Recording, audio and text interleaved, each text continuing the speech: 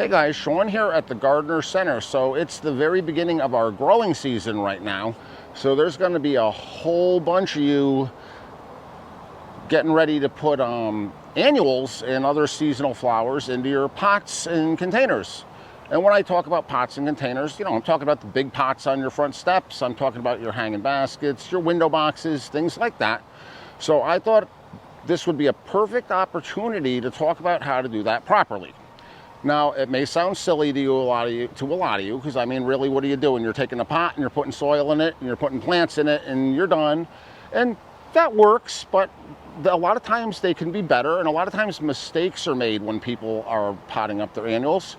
So I thought I'd take this opportunity to tell you how I pot up my annuals at home. I've been doing this for years. I do a ton of annuals at home every year, and I am always really successful, and they are still cranking and gorgeous in October most years. So I'm going to take you through how I plant my annuals at home, and I'm hoping you guys will give this a try, because there's a lot of good stuff here.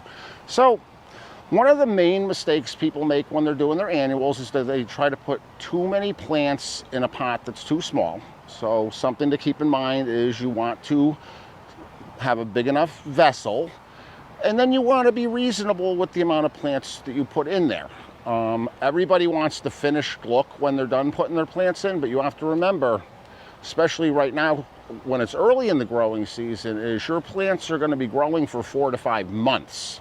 So they need space to move and grow on the top.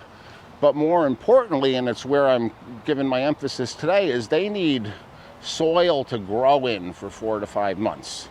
So you want to make sure your pot is big enough for what you're planting. And then you want to make sure, number one, that you're using the right soil, and number two, that you're using enough of it. One of my things, and I lecture people all the time about this, and I apologize if I've already lectured you about it, is people have a tendency when they have to fill a pot with soil, they want to fill most of the pot with something other than soil first, so that they don't have to use as much potting soil in the pot. And I don't really understand the reasoning behind it, because you got to kind of follow me here. You've already made the investment in your containers, and then you invested your time to go get plants, and then you invested more time to plant them. Why try to save $10 on potting soil? Your plants really are going to benefit from a pot that's full of potting soil. And when I talk about pots, even this pot, a lot of people might consider this a big pot, but this pot should be filled all the way with potting soil. You shouldn't be putting plastic water bottles or wood or anything on the bottom to fill the bottom of that. And the reason for that is there's two things. Number one, as I said, the plants are going to be growing for 4 to 5 months. In order to grow, they need nutrients. Your plants are getting their nutrients from the soil. The more soil, the more nutrients that the plants are going to have access to as the season progresses.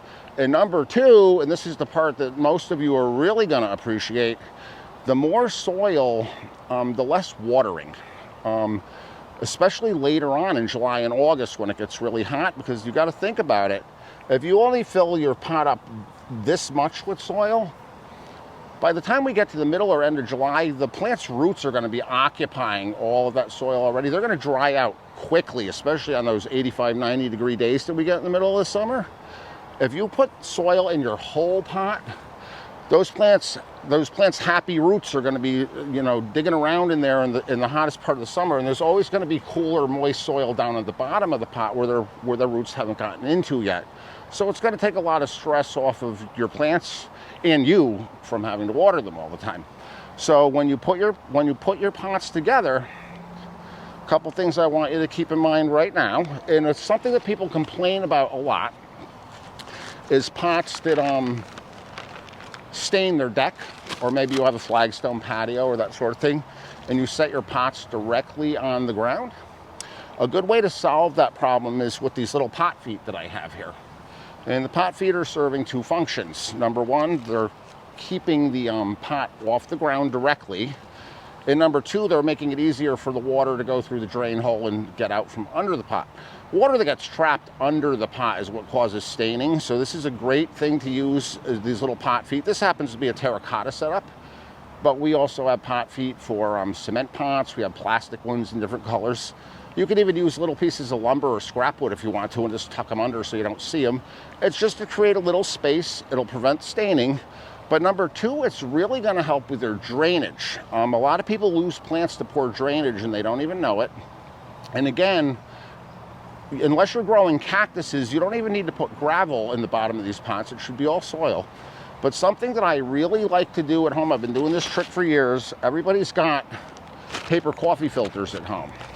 So I love to take 2 or 3 of these and pop them in the bottom of the pot and cover up the drain hole with those. Dump a little soil in to make sure it stays in place. And what's the coffee filter going to do? It's going to do the same thing it does in your coffee machine. It's going to let the water get out, and it's going to keep the soil in the pot, like the same way it keeps the coffee grounds out of your coffee. That's a great way to prevent that drainage hole from getting plugged, because a lot of times what will happen is soil will work its way into the drain hole and it'll form like a little cork. And then what happens is the water doesn't leave the pot. The plant's roots start to rot. And when a plant's roots start to rot, the plant wilts. And then what are you going to do? Well, you're going to give it more water because it's wilting, but you're actually just making the situation worse. And it's a very common problem when your drainage hole gets plugged up like that. So making sure your drainage hole is clear when you go to pot, and then keeping it clear for the growing season is the most important first step. It's the first thing I address when I do my planters at home every year. Now we move into actually filling the pot. So you want to use a good potting soil. When you're putting plants in containers, you do not want to use topsoil, you do not want to use compost, and you definitely don't want to use soil from your yard.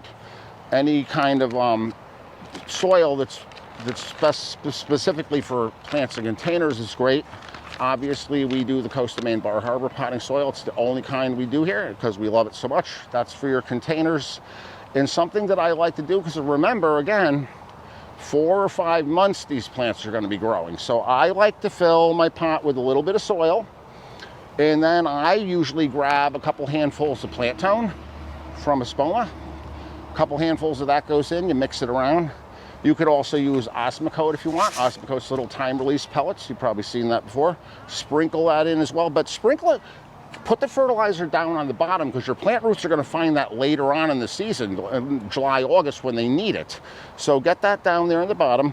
And guys, if you don't have plant tone at home, you could use rose tone, you could use flower tone, you could even use bulb tone if you want to. You don't have to go out and get something special. And the nice thing about these Espoma products is they have living soil microbes in it. So you're introducing living biology to your container, which is fantastic. So definitely a little bit of fertilizer as you go. And then I like to mix a little bit more into the top layer right before I put the plants in. Water well. And you want to keep in mind when you first plant your annuals, you don't want to soak the pot with water because you're just putting these little guys are going to be sitting right on the top here in the soil. So you want to, for the first month, you want to water them enough that you're wetting the top of this pot where their roots are sitting, but you don't want to flood them with water because then they're going to drown and rot on you. Guys, I hope some of these tips were helpful for you, and I'll see you next time.